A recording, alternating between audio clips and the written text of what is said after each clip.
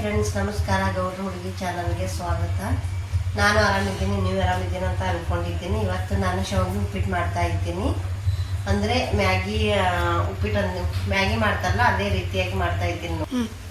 ಶಾವಿಗೆ ಉಪ್ಪಿಟ್ಟು ಮಾಡಿ ತೋರಿಸ್ತಾ ಇರ್ತೀನಿ ನೋಡಿ. ಈ ರೀತಿ ಮಾಡಿದ್ದೀನಿ. ಇವಾಗ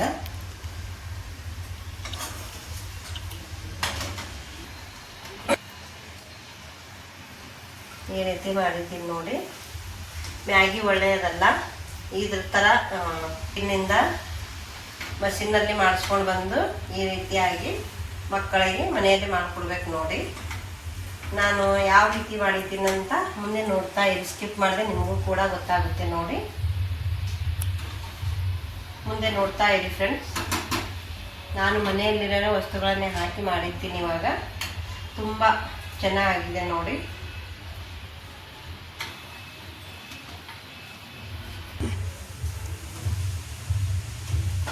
ಬನ್ನಿ ಫ್ರೆಂಡ್ಸ್, ಹೇಗಾಗಿದೆ ಅಂತ ನೋಡೋಣ ಅಂತ ಟೇಸ್ಟ್ ಮಾಡಿ.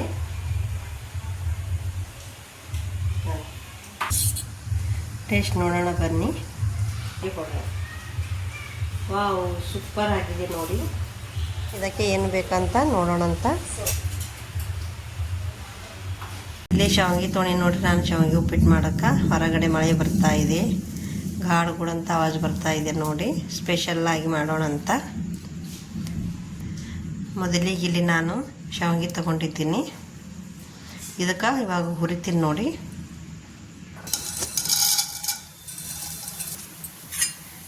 ಇವಾಗ ಇದನ್ನು ಫ್ರೈ ಮಾಡ್ಕೊತೀನಿ ನೋಡ್ರಿ.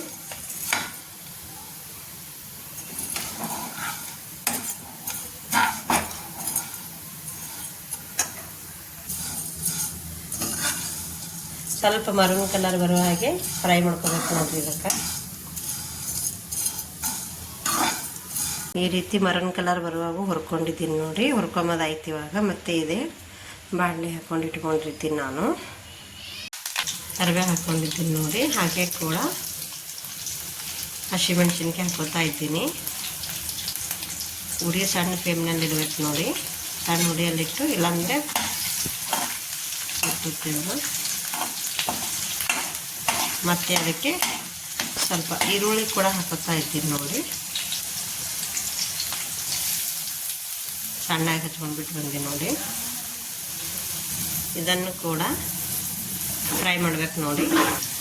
ಈಗ ಸಣ್ಣಗೆ ಹಚ್ಕೊಂಡ್ಬಿಟ್ಟು ಬಂದಿದ್ರೆ ಟಮಾಟೆ ಹಾಕ್ಕೊಂಡಿದ್ದೀನಿ ನೋಡಿ. ಇದು ಸಹ ಫ್ರೈ ಮಾಡಬೇಕು. ಹಾಗೆ ಕೂಡ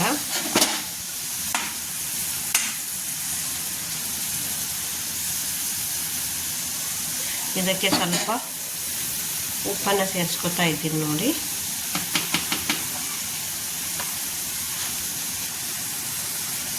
ರುಚಿಗೆ ತಕ್ಕಷ್ಟು ಉಪ್ಪನ್ನು ಹಾಕ್ಕೊಂಡಿದ್ದೀನಿ ನೋಡಿ.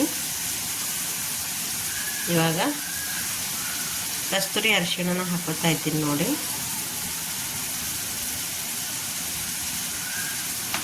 ಮತ್ತು ಸ್ವಲ್ಪ ಧನಿಯಾ ಮಸಾಲ ಹಾಕೋತಾ ಇದ್ದೀನಿ ನೋಡಿ.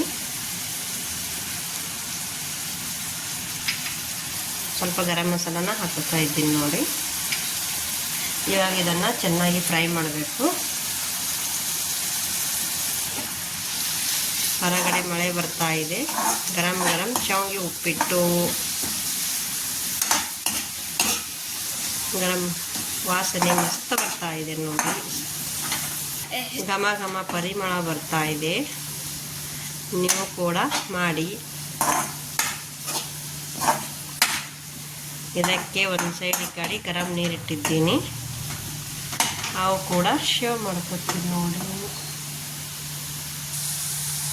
ಸ್ವಲ್ಪ ಕೊತ್ತಂಬರಿ ಹಾಕ್ಕೊಂಡಿದ್ದೀನಿ ನೋಡಿ. ಅದನ್ನು ಕೂಡ ಫ್ರೈ ಮಾಡಬೇಕು.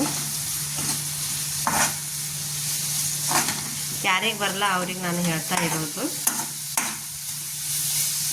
ನಮ್ಮ ಉತ್ತರ ಕರ್ನಾಟಕದ ಶಾವಿಗೆ ಉಪ್ಪಿಟ್ಟು ಅಂದ್ರೆ ಭಾಳ ಫೇಮಸ್ ನೋಡಿ. ಪೂರ್ತಿಯಾಗಿ ನೋಡಿ. ವಾವ್, ಸೂಪರ್ ಆಗಿದೆ ಅಂತ ಹೇಳ್ತಾ ಇರ್ತೀರಿ. ವಾವ್ ಅಂತೀರಿ. ಪೂರ್ತಿಯಾಗಿ ಸಾಫ್ಟ್ ಆಯಿತು ನೋಡಿ. ಇವಾಗ ನೀರು ಹಾಕೋತಾ ಇದ್ದೀನಿ. ನೀರು ಬೌಲಿಂದ 4 ಇಲ್ಲಾಂದ್ರೆ ಎಷ್ಟು ಹಾಕೋತೀನಿ ನೋಡಿ. ಇವಾಗ 2 ಹಾಕ್ಕೊಂಡೆ.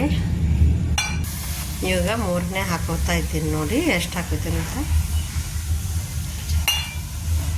ಇನ್ನೊಂದು ಸ್ವಲ್ಪ ಒಂದು ಅರ್ಧ ಹಾಕೋತೀನಿ ನೋಡಿ.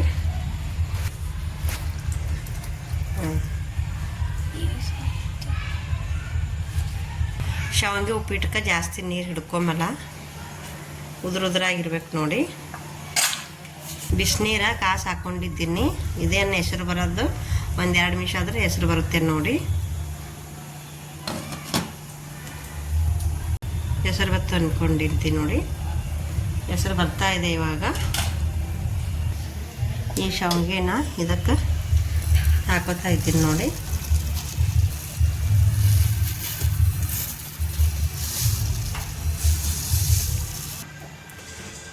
ಹಾಗೆ ಕೂಡ ಕೈ ಆಡಿಸ್ತಾ ಇರಬೇಕು ನೋಡಿ.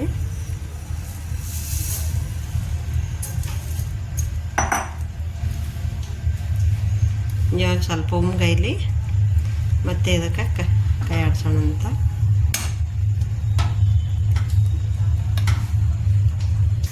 ಇವಾಗ ಕುದಿಲಿ ಮುಚ್ಕೊಂಡು ಬಿಟ್ಟು ಮಾಡೋಣ ಅಂತ.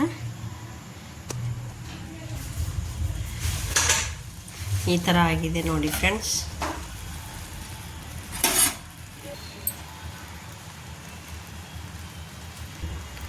ಶಾವಿಗೆ ಉಪ್ಪಿಟ್ಟು ರೆಡಿ ಆಯ್ತು ನೋಡಿ. ಬನ್ನಿ ಫ್ರೆಂಡ್ಸ್, ತಿನ್ನೋಣ ಅಂತ.